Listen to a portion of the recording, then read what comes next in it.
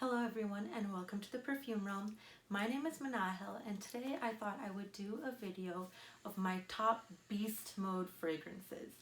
For those of you who may be new to perfumery, beast mode is just a term that we use for perfumes that have an amazing performance. So great longevity, sillage, projection, all of that. So the first one I'm going to start off with is, this is the newest perfume that has joined my collection, and it is Mancera's Velvet Vanilla. Now, let me just start kind of talking about the actual fragrance right here.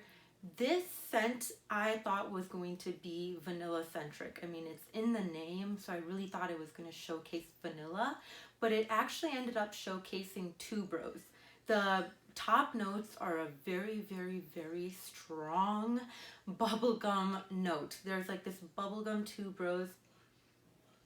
There's a bubblegum tuberose right off the top, and it is quite sharp and a little bit synthetic. And honestly, this perfume, I needed to kind of wear it a few times before I could really appreciate it, and then I actually started to love it. In the beginning, it was a little bit too much for me. That bubblegum note was a little bit hard for me to get past. But anyways, after wearing it, it turns into, as it goes through, it turns into a really nice, actual, more floral tuberose rather than that sweet candied tuberose. But we're right now talking about performance, and this baby is strong. I'm pretty sure that the concentration of the oils they use is very, very high, so I definitely wouldn't spray this on your clothing. Even when I do spray it on my skin, you can kind of see like a little bit of a residue, and that is because probably of how high the concentration is of the oils, and that's probably also why it smells so strong. And another thing is, people seem to really enjoy it because, of course, for you maybe it might be too cloying, but for those around you, they're just getting kind of that, the aura of the actual perfume, rather than just like all of that top note extravaganza up in your nose kind of a thing. So yes, this was an interesting perfume. I can definitely do a 5-minute review for it because I have a lot to say about it. But just when it comes to the actual performance, this is a beast mode fragrance for sure. And it is extremely sweet, super, super sweet. But yeah, Mancera's Velvet Vanilla is the first one. The next one that I have is Gucci Intense Oud. Now, this right here,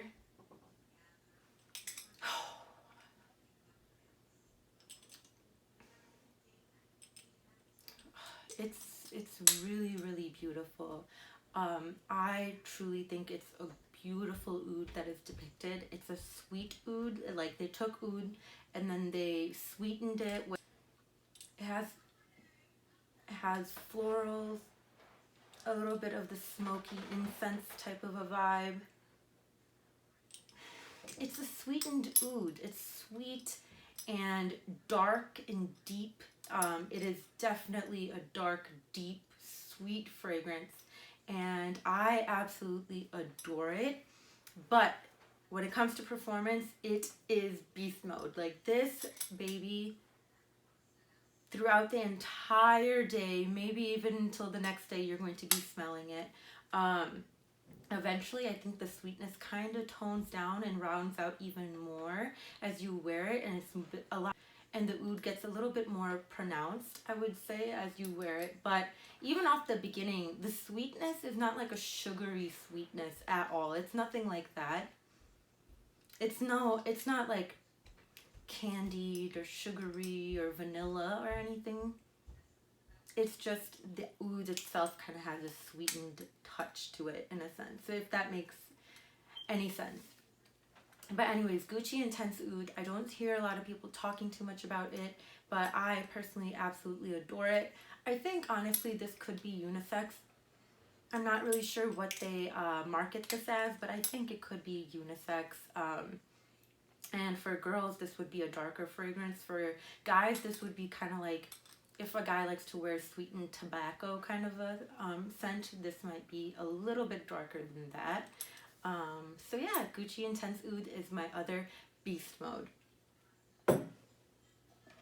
It's interesting because my grandma loves that as well, and my grandma likes to buy things that are just over the top, and this really can be, if you overspray it, it could become over the top, but there's something very refined, very elegant, very powerful about this. It makes a statement. Next up, I have Delina exclusive from Parfums de Marly. Now, some people might be surprised to see this on the list just because it is a soft and sweet fragrance, and like compared to the Oud, it's like a whole different world. But just because it's soft and sweet and feminine doesn't mean it's not strong. This, honestly, people can smell this from so far away. I get compliments and even comments on it while the person isn't even that close in my vicinity. So yeah, this really performs really well, and that creamy note, I think it's the creamy note that really kind of sticks with you and gives it a basis. So it does have florals in it. It does have that vanilla in it, but I really think this creamy touch that they create is what kind of clings to you and makes it so strong and long lasting and well projecting. It's beautiful. When you walk by, the sillage of this is a little bit different from the projection. The sillage really leaves you with more of the floral kind of essence of it. A little bit of that floral, a little bit of that smoothness and vanilla. That's what you get in the sillage, but amazing, amazing, amazing performance. So it is a beast mode for me. All right, next up we have Black Orchid. Yes, the polarizing Black Orchid. I personally adore Black Orchid. I really love it. It's intoxicating. It's a narcotic for sure. It has that sour note to it that kind of reminds me, it must be the indolic touch that it has. But yeah, not sour. It just has this like a little bit of an overripe kind of, it's hard to describe, but there's something like a little bit off in a sense. It's beautiful. It's so unique, and it is beast mode. This fragrance on me can last forever. I feel like the people around me don't pick up so much on that kind of off, a little bit bitter or sour note like I do. They really get the orchid part of it. This is smooth and really well blended, but each note still has its own place in it, and it's just a great, long-lasting, powerful fragrance. So Tom Ford's Black Orchid. All right, next I have, so La Nuit Tresor has a voice. Like, it has a voice. I wouldn't wear it personally in the summer or in the mornings. I feel like it would be far too cloying and not really what I would feel is appropriate for that time. This for me is a very going out at night kind of fragrance, and it will last throughout the night for sure. People will be able to smell it. It's got this just sweet, smoky, and kind of gourmand vanilla kind of touch to it, and it's fun. It's a fun fragrance that is strong. Often fragrances like these, I feel like, die down. The performance for this is amazing. Definitely beast mode. All right, next up I have Oud Bouquet from Lancome. Now, it is so good, but very strong right off, like right out of the gate. Just, it's insane. Like, you get tendrils of the scent just going up your nostrils. At least mine. I can just, maybe it can come through the screen. Maybe you guys can already smell it because it's that strong. But it's a super boozy rose. Okay. So Intense Oud that I showed you, Gucci's Intense Oud, that has a different type of sweetened oud. It's a lot more oud centric, and that's what's sweetened, is the actual oud. In this case, I feel like it's actually the rose and the vanilla and booziness that is actually showcased, and the oud is just kind of thrown in there a little bit just to warm it up and make it a little bit more deeper, add just another layer to it. But this, so strong. If you guys just smell it from the cap, you will know how strong it is. Super strong, will last the entire night. Beautiful, beautiful fragrance, and over time a lot more vanilla comes out. In the beginning it is mainly that booziness. There's like,